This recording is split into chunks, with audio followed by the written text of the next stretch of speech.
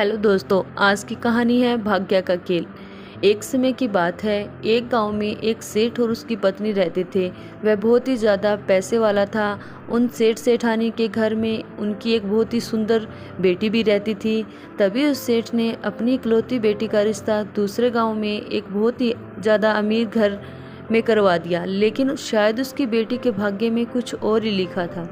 उसका पति जुआरी और शराबी था और कुछ ही साल बाद वह बिल्कुल ही गरीब हो गई। तभी बेटी की ऐसी हालत देख सेठानी रोज सेठ से कहती कि आप इतना दान धर्म करते हो, मगर क्या आपको अपनी बेटी की परेशानी बिल्कुल नज़र नहीं आती? उसकी मदद क्यों नहीं करते? तो सेठ ने मुस्कुराते हुए कहा कि भाग्यवान, जब अपनी बेटी का भाग्य जागेगा तो खुद ब खुद सब ठीक हो जाएगा और हम कब तक उसकी सहायता करेंगे।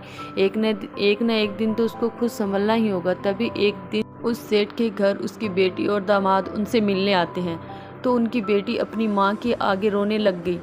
मगर सेठ अपनी बेटी से यही कहता है कि बेटी, जब तुम्हारा भाग्य जागेगा तो तुम्हें किसी से कुछ भी मांगने की ज़रूरत नहीं पड़ेगी।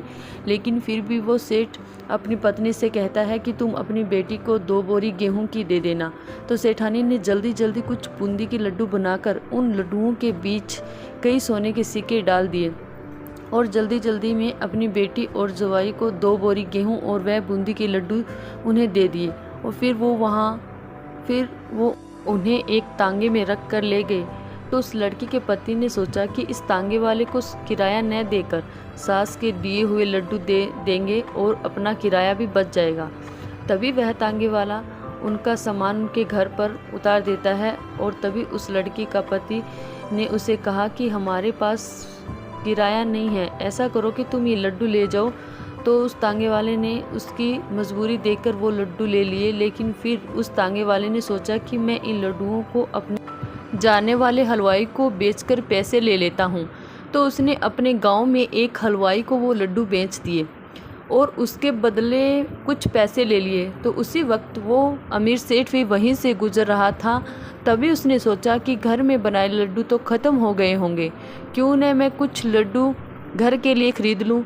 तो हलवाई ने उस सेठ को वही लड्डू दे दिए जिन लड्डुओं को तांगे वाला बेचकर गया था। तो जैसे ही वह सेठ खाना खाने के बाद उन लड्डुओं को तोड़कर खाने लगा, ऐसे ही उसने क्या देखा कि उन लड्डुओं में सोने के सिक्के निकल रहे हैं। तभी जैसे ही उसकी पत्नी ने देखा तो उसकी आंखों में आंसू आ गए। तो सेठ ने सेठानी से पूछा कि क्या हुआ, तुम्हारी आंखों में आंसू? तब सेठानी बोली कि तुमने सही कहा था, अपनी बेटी का तो नसीब ही खराब है। मैंने उसे तुमसे छुपाकर इन लड्डुओं में कुछ सोने के सिक्के दिए थे, लेकिन वह लड्डू तो ये आपके हाथों में हैं। तभी उसने अपनी पत्नी को अपने सीने से लगा कर कहा, भाग्यवान, मैंने कहा था ना कि बिना भाग्य के किसी को एक दाना भी नहीं मिल सकता। और ये लीला तो उस ईश्वर की है, और जब वो चाहेगा तो अपनी बेटी को किसी के भी आगे हाथ फैलाने की कोई भी ज़रूरत नहीं पड़ेगी और एक दिन उसका भी भाग्य ज़रूर चमकेगा।